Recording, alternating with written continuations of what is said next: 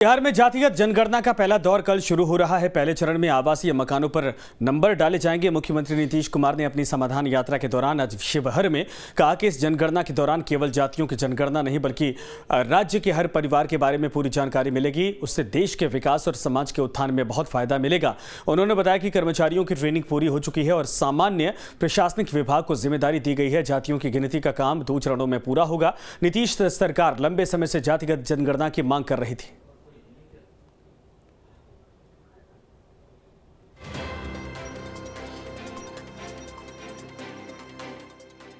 तो पहले तो उसके ट्रेनिंग बहुत जरूरी था ना। तो एक बार उसका एक चीज की समीक्षा कर रहे थे, क्या हुआ। तो एक चीज को देखने के बाद हो गया कि सब लोगों को काफी संख्या में ट्रेन किया गया है और उसके बाद सब जगह जा करके एक घर में एक बात को पूछेंगे, देखेंगे। कोई अब जात की जगह उपजात बता देता है ना, तो ही ना बगल वाला बोलेगा तो ही उसको फिर समझा करके कि भाई देखिए। तो इसी तरह से क्योंकि उपजाति लिखा जाना तो ठीक नहीं ना है, जाति लिखा गया तभी ना संख्या ठीक से होगा।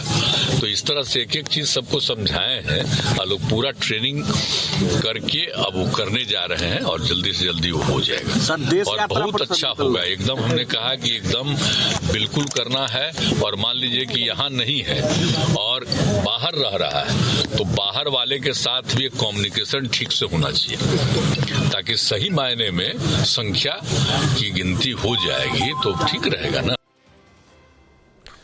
जातिगत जनगणना करवाने के पक्ष में तर्क यह है कि 1951 से एससी और एसटी जातियों का डेटा पब्लिश होता है, लेकिन ओबीसी और दूसरी जातियों का डेटा नहीं आता है।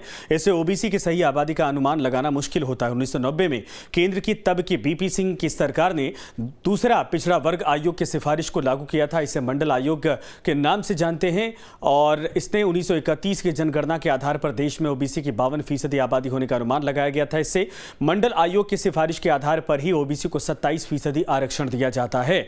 जानकारों का मानना है कि एससी और एसटी को जो आरक्षण मिलता है उसका आधार उनकी आबादी है, लेकिन ओबीसी के आरक्षण का कोई आधार नहीं है।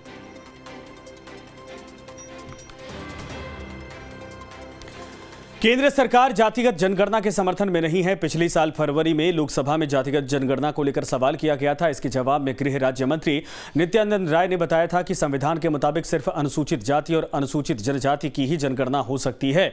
इसके अलावा दूसरी वजह यह भी मानी जाती है कि जातिगत जनगणना से देश में 1990 जैसे हालात बन सकते हैं। फिर से मंडल आयोग जैसे किसी आयोग को गठन करने की मांग हो सकती है और इसके अलावा आरक्षण की व्यवस्था में यह फेरबदल होने की संभावना है। अगर जातीय जनगणना हुई तो ओबीसी की आबादी घटी तो राजनीतिक पार्टियां इस डेटा पर सवाल उठा सकती हैं। वहीं अगर आबादी बढ़ी तो फिर और ज्यादा आरक्षण देने की मांग उठ सकती है। इसका एक कारण राजनीति भी है। अभी बीजेपी की जितनी पैठ सवर्ण जातियों में है उतनी ओबीसी जातियों में नहीं है। अगर जाति जनगणना हुई तो क्षेत्रीय दल केंद्र से ओबीसी कोटे में बदलाव की मांग कर सकते हैं और जिससे बीजेपी के लिए मुसीबत खड़ी हो सकती है।